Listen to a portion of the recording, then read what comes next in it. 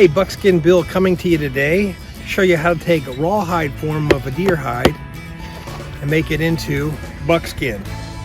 This is buckskin before it's smoked. Here's the buckskin after it's smoked.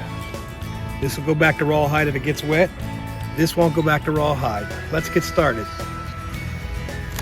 Once you've harvested a deer and skinned it, there's going to be flesh on one side, hair on the other side of the deer. It needs to be fleshed and skinned right away, and if you can't do it right away, then you need to freeze the hide in order to keep it from spoiling. So I take the hides, eventually I will skin them, and then I will do the fleshing using a fleshing tool and dehairing also using the fleshing tool. I'll show that in another video. I'm not going to show it here. But eventually, once I have them skinned and fleshed on one side and dehaired on the other side, I can then just let it dry, and it'll dry into this rawhide form. I can leave them in rawhide form for years before I actually have to do anything with them to make buckskin out of them, or leather for that matter. I've actually made deer leather as well. So once you have them in the rawhide form, I usually put them in a utility sink and get them wet and let them rehydrate first. The hides have to be rehydrated before you can really work with them. Once they're rehydrated, then I'll take you through the process of how we make buckskin from a rehydrated rawhide form. After rehydrating the hide, I realized there was residual material still on the flesh side of the hide. So I took my Weber number 12 fleshing tool and began working that residual material off of the hide. You can see that that tool on the inside curve has a bladed side, and I'm actually using the back side of the tool, which is just a flat piece. If you use the bladed side and you're not careful, you can often cut a hole in the hide, so I often will just use the back side of the tool to actually remove material from the hide. There are at least 3 methods that I know of to make buckskin out of deer hides.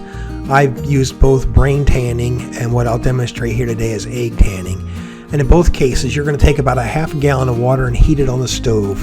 You want it warm enough so it's very warm on your hand, but not hot enough to burn your hand. If it's hot enough to burn your hand, then it's hot enough to burn the hide. In that half gallon of water, then I'll mix 10 eggs, and I'll mix that up in the solution.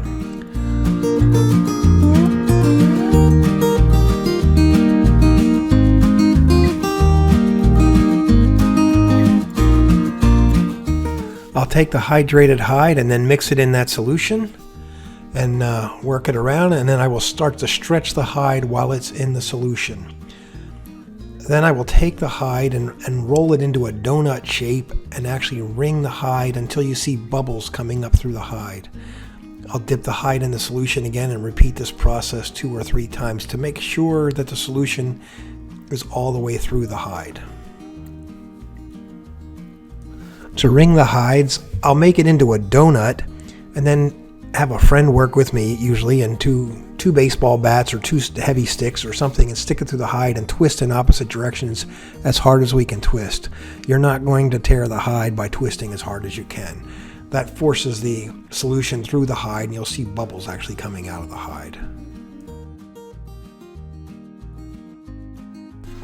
Once the hide is completely wrung out and as dry as you can get it, then you begin to hand stretch the hide. This is a tedious part of the job.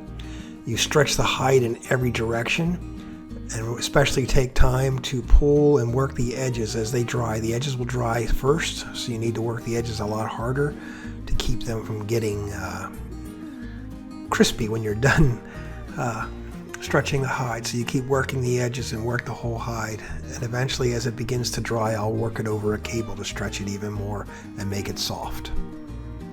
The hide must be worked until it is completely dry. This process may take 5 hours or more depending on the level of humidity. I generally try to work on hot sunny days to make it dry faster.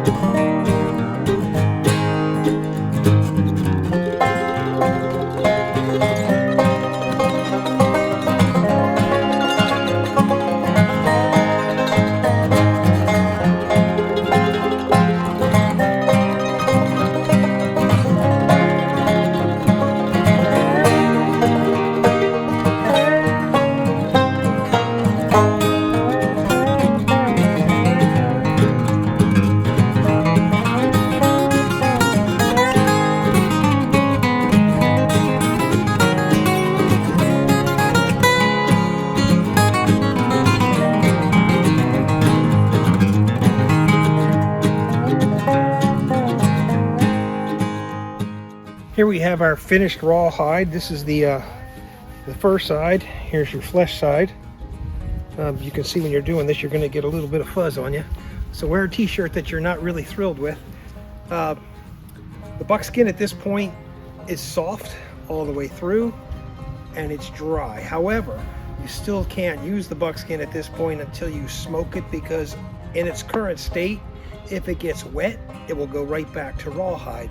So the last process here is to smoke the hide. I'll show that in another video. Thank you so much for watching. Please like and subscribe.